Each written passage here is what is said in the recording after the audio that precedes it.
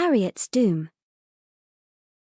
Once upon a time, on the quiet coast of Cape Formosa, there lived a girl named Harriet, and she was such a beauty to behold. From the time she was barely 5 years old, people stopped just to look at her and admire her.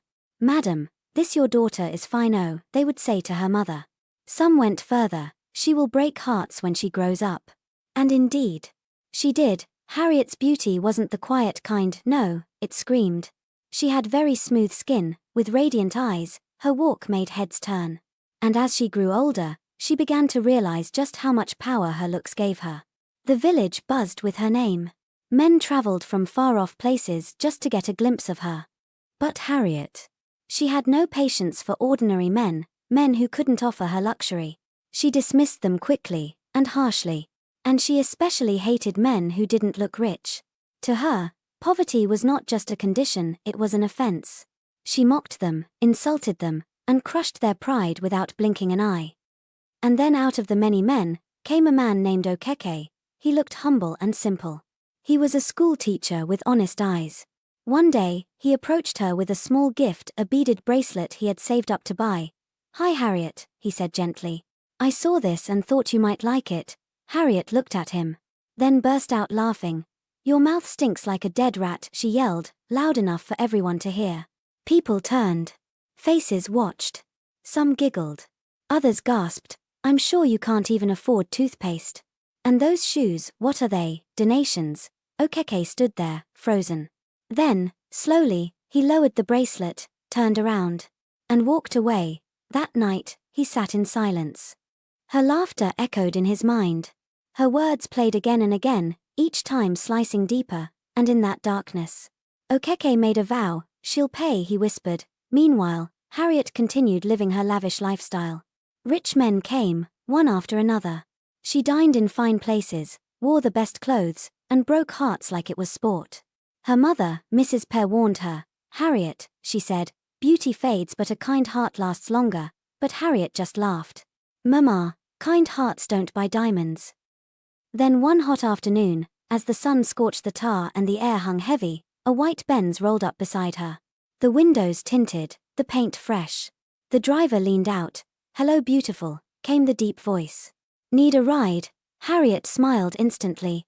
This was her kind of man, and without hesitation she entered the car. The man and Harriet talked excitedly as he drove, and for once, she felt relaxed and safe. He immediately took her shopping and paid for everything she picked without flinching. He was charming. Classy. And Harriet thought to herself, "Wow, he is my type." And then to her surprise he took off his glasses and behold, it was Okeke. Her smile disappeared. Her hands trembled slightly. But he didn't mock her. No, he simply smiled and asked if she wanted ice cream. But Harriet was so shocked to find out that the man was Okeke, and so she immediately left in shame. Days passed. Then weeks. And Okeke consistently and persistently won over Harriet simply by showering her gift and assuring her that he loved her so much and had forgiven her. Soon he became part of her life again, but this time, as a wealthy man. He never mentioned their past. He treated her like a queen. And Harriet?